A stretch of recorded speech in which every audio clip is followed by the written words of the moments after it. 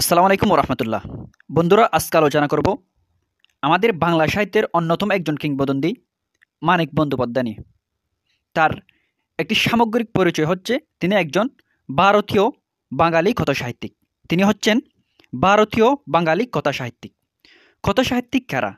মূলত যারা কবিতা লেখালেখি বাদ দিয়ে বিভিন্ন গল্প এবং উপন্যাস লিখেন, তারাই কিন্তু কথাসাহিত্যিক। এই মানিক বন্দ্যোপাধ্যায় ছিলেন একজন কথাসাহিত্যিক, শ্রেষ্ঠ কথাসাহিত্যিক। আজকে আমরা তার পারিবারিক জীবন থেকে শুরু করে তার জন্ম, শিক্ষা এবং তার সাহিত্য জীবন সম্পূর্ণ একটু ব্যাখ্যা করার চেষ্টা করব।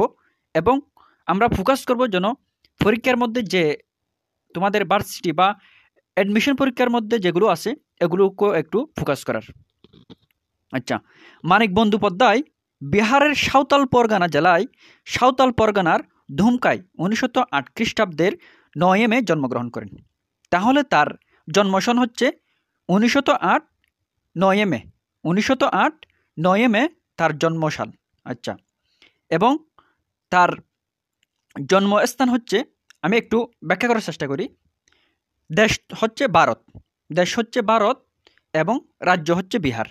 দেশ ভারত, রাজ্য বিহার, এবং প্রশাসনিক বিভাগ হচ্ছে সাঁওতাল পরগনা, এবং জেলা হচ্ছে দুমকা। তাহলে রাজ্য হচ্ছে বিহার, তারপর প্রশাসনিক বিভাগ হচ্ছে সাঁওতাল পরগনা, এবং জেলা হচ্ছে দুমকা। এটি হচ্ছে ব্রিটিশ ভারতীয় অনুসারে। সে যেহেতু ব্রিটিশ ভারতীয়, অর্থাৎ যখন ব্রিটিশের শাসন আমল ছিল সেই সময়ের আঞ্চলিক বিভাগ হচ্ছে এটি। তবে বর্তমান ভারতীয় হিসেবে কিন্তু আরও একটু রদবদল ঘটে। সেটা হচ্ছে এখন হবে দুমকা জেলা এবং ঝাড়খণ্ড রাজ্য। দুমকা জেলা ঝাড়খণ্ড রাজ্যের মধ্যে তার জন্মস্থান। কিন্তু তার পৈতৃক নিবাস হচ্ছে আমাদের ঢাকার মধ্যে, ঢাকার বিক্রমপুরের লৌহজং থানায়। তার পৈতৃক নিবাস হচ্ছে তার ঢাকার বিক্রমপুরের লৌহজং থানায়। এটি কিন্তু মনে রাখবে। তাহলে তার জন্মস্থান ওখানে কেন, বিহারে কেন? এটার উত্তর হচ্ছে তার বাবা একজন সরকারি কর্মকর্তা ছিলেন, যার ফলে তার বিভিন্ন বদলির কারণে, ওই বিহারে বদলি হওয়ার কারণে তার জন্মস্থানটা ওখানে হয়। এবং তোমরা মনে রাখবা, আমাদের এই মানিক বন্দ্যোপাধ্যায়ের মাও কিন্তু এই বিক্রমপুরের একজন মেয়ে ছিলেন। এখানে পৈতৃক নিবাসের যেহেতু একটু কথা আসছে, সে সূত্রে আমি বলে থাকি, আমরা যে বিভূতিভূষণ বন্দ্যোপাধ্যায় দেখতে পাই, ওই বিভূতিভূষণ বন্দ্যোপাধ্যায়ের জন্ম এবং পৈতৃক নিবাস কিন্তু ভিন্ন। বিভূতিভূষণ বন্দ্যোপাধ্যায়ের পৈতৃক নিবাস হচ্ছে ব্যারাকপুর। বিভূতিভূষণ বন্দ্যোপাধ্যায়ের পৈতৃক নিবাস হচ্ছে ব্যারাকপুর, আর মানিক বন্দ্যোপাধ্যায়ের পৈতৃক নিবাস হচ্ছে ঢাকার বিক্রমপুর। এই দুটো বিষয় খুব সুন্দর করে মনে রাখবা। তাহলে এইগুলো তার জন্মসন এবং জন্মস্থান নিয়ে। এবার হচ্ছে তার পারিবারিক দিকে আসি। মানিক বন্দ্যোপাধ্যায়ের পিতার নাম হরিহর বন্দ্যোপাধ্যায়। তাহলে মানিক বন্দ্যোপাধ্যায়ের পিতার নাম কি? হরিহর বন্দ্যোপাধ্যায়। এবং মাতার নাম নীরদা সুন্দরী। এবং এটা মনে রাখবা, মানিক বন্দ্যোপাধ্যায় কিন্তু হরিহর বন্দ্যোপাধ্যায় এবং নীরদা সুন্দরীর এই দম্পতির 14 সন্তানের অষ্টম সন্তান ছিলেন। অর্থাৎ তাদের 14 সন্তান ছিল, তাদের মধ্যে অষ্টম ছিলেন এই আমাদের মানিক বন্দ্যোপাধ্যায়। এটি মনে রাখবেন। এবং তার পিতৃপ্রদত্ত নাম প্রবোধ কুমার বন্দ্যোপাধ্যায়। অর্থাৎ তার মাতা পিতা তার যে নাম রাখেন সেটা হচ্ছে প্রবোধ কুমার বন্দ্যোপাধ্যায়, এবং তার সার্টিফিকেট নেমও কিন্তু এই প্রবোধ কুমার বন্দ্যোপাধ্যায়। তাহলে তোমরা বলতে পারো এই মানিক বন্দ্যোপাধ্যায় নামটি কোথা থেকে আসে? এই মানিক বন্দ্যোপাধ্যায় মূলত ছিল তার ডাকনাম। তাকে কালো মানিক হিসেবে ডাকা হতো। তাকে কি হিসেবে? যেমন আমাদের ক্ষেত্রে বাবু, ফুতু এরকম ডাকে, সেরকম তাকে কিন্তু কালো মানিক হিসেবে ডাকা হতো। এবং এই ডাকনামটা কিন্তু তিনি তার প্রথম যে অতসীমামি গল্প আছে ওই গল্পের ছদ্মনাম হিসেবে এই নামটি ব্যবহার করেন। ফলে কিন্তু এই নামটি প্রসিদ্ধতা পায় বা বেশি প্রকাশ পায়। সেজন্য আমরা এই নামটি নামে তাকে চিনি। এবং তাহলে তার ডাক নাম কি? মানিক বন্দ্যোপাধ্যায়। এখানে যেহেতু তার নাম নিয়ে কথা আসছে, আমি আরও কয়েকটা ইনফরমেশন দিই। একটা হচ্ছে তার সাহিত্যে পরিচিত নাম হচ্ছে মানিক বন্দ্যোপাধ্যায়, পিতৃপ্রদত্ত নাম হচ্ছে প্রবোধ কুমার বন্দ্যোপাধ্যায়, ডাক নাম হচ্ছে মানিক। কিন্তু জন্মপত্রিকায় তার নাম হচ্ছে অধরচন্দ্র। জন্মপত্রিকার নাম হচ্ছে অধরচন্দ্র। এখন প্রশ্ন করতে পারো, জন্মপত্রিকাটা কি? জন্মপত্রিকা হচ্ছে, আমরা মূলত একটা বিষয় জানি, হিন্দু ধর্মের মধ্যে বিভিন্ন জ্যোতির্বিদ্যা বা যে জ্যোতিষী গণনা ইত্যাদির কিন্তু হিসাব নিকাশ আছে। অর্থাৎ তাদের বিয়ে, তারপর বিভিন্ন অনুষ্ঠান কিন্তু শুভ লক্ষণ গণনা ইত্যাদি করে হিসাব করা হয়। এবং সন্তান জন্মানোর পরে এই গণক দেখে এই জন্মপত্রিকায় তাদের নামগুলো রাখা হয়। এই মানিক বন্দ্যোপাধ্যায়ের নাম কিন্তু জন্মপত্রিকায় রাখা হয়েছিল অধরচন্দ্র। কি রাখা হয়েছিল? অধরচন্দ্র। এটা খুব সুন্দর করে মনে রাখবা। তাহলে তার পারিবারিক বিষয় গেল। এখন হচ্ছে তার শিক্ষা জীবন। বাংলা, বিহার, উড়িষ্যার বিভিন্ন স্কুল কলেজে তিনি পড়ালেখা করেন। তাহলে কিন্তু তিনি বিভিন্ন স্কুলে পড়ালেখা করেন, কারণ তার বাবা যেহেতু সরকারি কি ছিলেন, একজন কর্মকর্তা ছিলেন। তিনি ছিলেন ঢাকা জেলের সাব রেজিস্ট্রার। তিনি ছিলেন ঢাকা জেলের সাব রেজিস্ট্রার। ফলে কিন্তু এক সময় আর কি যখন তার জন্ম হয় তখন কিন্তু বিহারে ছিলেন। অর্থাৎ এক এক সময় এক এক জায়গায় তার কর্মক্ষেত্র হয়েছিল, কখনো বাংলায়, কখনো বিহারে, কখনো উড়িষ্যায়। সেজন্য কিন্তু তার পড়ালেখার স্থানটাও বিভিন্নভাবে হয়। তবে তার যে এসএসসি যে স্কুলগুলো থেকে হয়েছে সেগুলো একটু বর্ণনা করি। তার এসএসসি হচ্ছে মেদিনীপুর জেলা স্কুল থেকে। এসএসসি তখনকার সময় এটাকে প্রবেশিকা বলতো। তাহলে তার প্রবেশিকা হচ্ছে মেদিনীপুর জেলা স্কুল থেকে। এবং আইএসসি অর্থাৎ ইন্টারমিডিয়েট অন সায়েন্স, তিনি কিন্তু বিজ্ঞান নিয়ে পড়ালেখা করেছেন এবং তার বিএসসি ছিল গণিত নিয়ে। তাহলে আইএসসি ছিল মিশন কলেজ থেকে, তার বাঁকুড়া মিশন কলেজ থেকে তার আইএসসি বা ইন্টারমিডিয়েট ছিল। এবং তার বিএসসি বা অনার্স ছিল ব্যাচেলর অফ সায়েন্স, বিএসসি, সেটা ছিল কলকাতার প্রেসিডেন্সি কলেজে তিনি গণিত নিয়ে বিএসসি করেন। এবং এটা মনে রাখবা, তিনি যদিও বিএসসিতে ভর্তি হন, তবু কিন্তু তার মনটা ছিল সাহিত্যের প্রতি। তিনি অঙ্কের ক্লাস করতেন বটে, কিন্তু তিনি ক্লাসে বসে বসে বিভিন্ন সাহিত্যের পটগুলো কী করতেন, অঙ্কিত করতেন। এই জন্য কিন্তু তার এই একাডেমিক পড়াশোনার মধ্যে ঘাটতি ঘটে, তাকে বিভিন্ন ফেল করতে হয়। এবং তার দাদা কিন্তু তাকে কি দেন, তাকে পড়ালেখা না করার হুমকি দেন। যেহেতু এখানে সে পড়ালেখা করতে এসে রাজনীতি এবং সাহিত্যের সাথে জড়িয়ে যান, তখন তার ভাইকে টাকা পাঠাতে হতো। আর তার ভাই বলতো, তোকে আমি লেখাপড়ার জন্য পাঠিয়েছি, তুই ওখানে রাজনীতি আর গল্প নিয়ে কেন পড়াচ্ছিস, তোকে আমি টাকা পাঠাবো না, এরকম কি দিত, হুমকি দিত। এগুলো কিন্তু মনে রাখবা। এবং একটা করুণ কথা হচ্ছে, তিনি কিন্তু বেশি দিন আমাদের সাথে থাকেননি। মাত্র 48 বছর বয়স তিনি বেশি ছিলেন, মাত্র 48 বছর বয়স বেশি ছিলেন। অর্থাৎ তার জন্ম হচ্ছে 1908 এবং মৃত্যু হচ্ছে 1956। তাহলে তার বয়স ছিল তার মোট বয়স ছিল কত? 48 বছর। তার মোট বয়স ছিল কত? 48 বছর। বুঝতে পারছো? কলকাতার প্রেসিডেন্সি কলেজে বিএসসি পড়ার সময় মাত্র 20 বছর বয়সে বন্ধুদের সঙ্গে বাজি ধরে তার প্রথম গল্প অতসীমামি লিখে খ্যাতি অর্জন করেন। তাহলে তার প্রথম লেখা বা রচনা কি, সেটার নাম হচ্ছে অতসীমামি। অর্থাৎ অতসীমামি লেখার মাধ্যমে তার সাহিত্য জগতে বিচরণ। এবং সেটি কত বছর বয়সে? সেটি ছিল মাত্র 20 বছর বয়সে।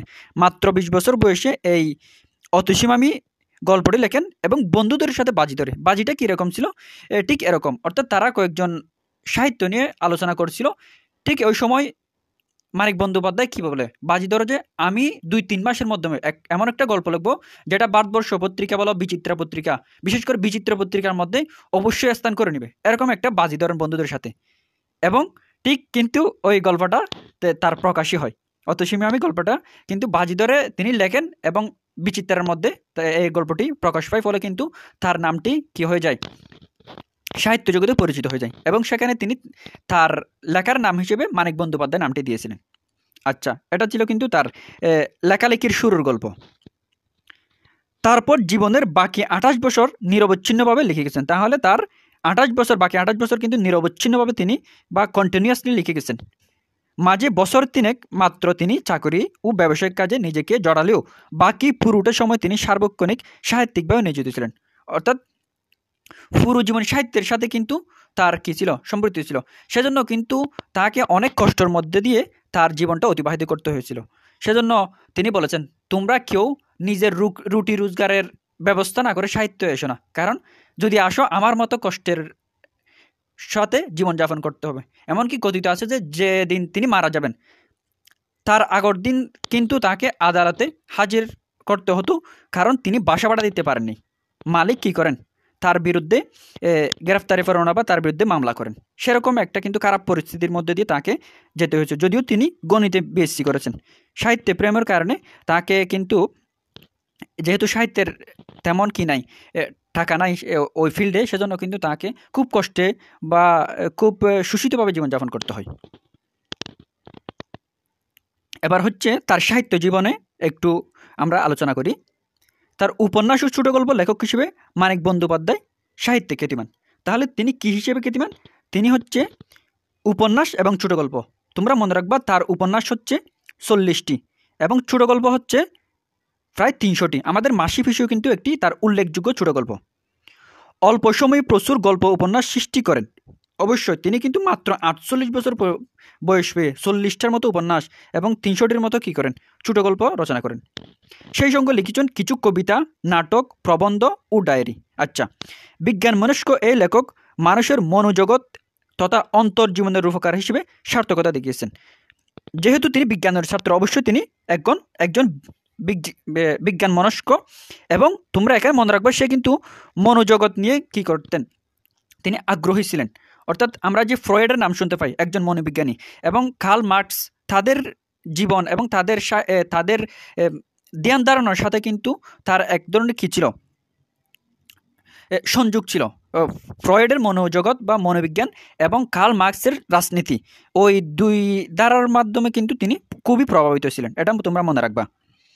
একই সঙ্গে সমাজ বাস্তবতার শিল্পী হিসেবে স্বাক্ষর করেছেন, অর্থাৎ সমাজের বাস্তবতা তার শিল্পে খুবই সুন্দর করে ফুটে উঠেছে। এবার তার স্পেসিফিকভাবে কিছু সাহিত্যের নাম এখানে বলা হবে। প্রথম হচ্ছে তার উপন্যাস, যেমন জননী, এটি লেখেন 1935 সালে। জননী দিবারাত্রি কাব্য তার প্রথম উপন্যাস হচ্ছে দিবারাত্রির কাব্য। এটি বিসিএস এর একটি প্রশ্ন। তার প্রথম মানিক বন্দ্যোপাধ্যায়ের প্রথম উপন্যাস হচ্ছে দিবারাত্রির কাব্য, তারপর হচ্ছে জননী। এই দুটো কিন্তু 1935 সালে লেখেন। তারপর আরেকটা আছে পদ্মা নদীর মাঝি।